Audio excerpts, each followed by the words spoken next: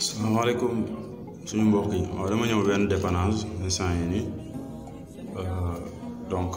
déjà bon deful prise de terre bon mais anyway dinaa changer prise bi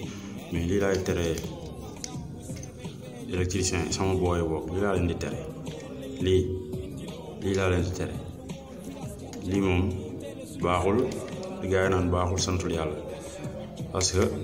défaut d'isolement lay indi. Imaginons affaire yi tooy wala dugal benn matière bu tooy nekk ci biir duñu laalante day créer court-circuit non court-circuit voilà parce que ñu moom coupe-circuit la ñu wax court-circuit ok donc coupe-circuit mooy force visible yooyu ngay gis mais li court-circuit lay créer défaut d'isolement la parce que fii ak fii imaginer benn ginax dugg fi si biir quoi benn ginax dugg fi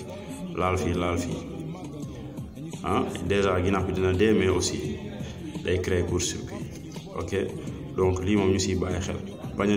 dénuder bon su ma nee dénuder sax day xaw a compliqué su ma nee comme ñu bañ a di décaper wala maanaam di xolli lu ëpp donc changer naa prise bi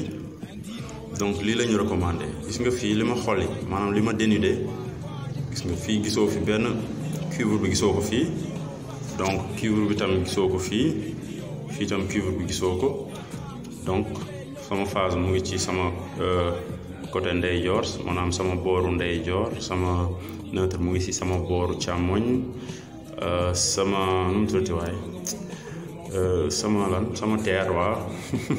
sama terre mu ngi ci sama booru ci digg bi ok mu ngi noonu phase baa nekk nii neutre baa nekk nii terre ba ngi noonu ok mu ngi nii mu gën a isolé quoi nga xam ne du la créer ay court-circuit waaw ak leneen yaa ngeen jëf. lu may expliquer booy souvent ma ne leen booy ñu seere surtout débutant yi laa ma ne leen booy seere par exemple boo seeree fii da ngay seere fi tuuti nga ñëwaat nga seere fii tuuti nga seerewaat fii tuuti nga ñëwaat nga seerewaat fii tuuti ainsi de suite parce que boo seeree côté bi seere ba fii jàpp léegi fii nii languette bi jàppul bu baax donc soo kiiwee day raay rek moo waral boo dugalee prise boo si dugalee fiche yu am bu jàpp carrément yu am doole yi boo xëccee prise bi da lay topp parce que da nga war a seere fii ba pare seere ba mu sës fii ba mu sës nga ñëwaat fii ba mu sës ce qui veut dire que nii lay def day écarté wu nii ci biir mais boo seeree bii carrément mu écarté wu bii nga seere mu def ni tuuti kon ce qui veut dire que du jàpp prise bi day gaaw lâché quoi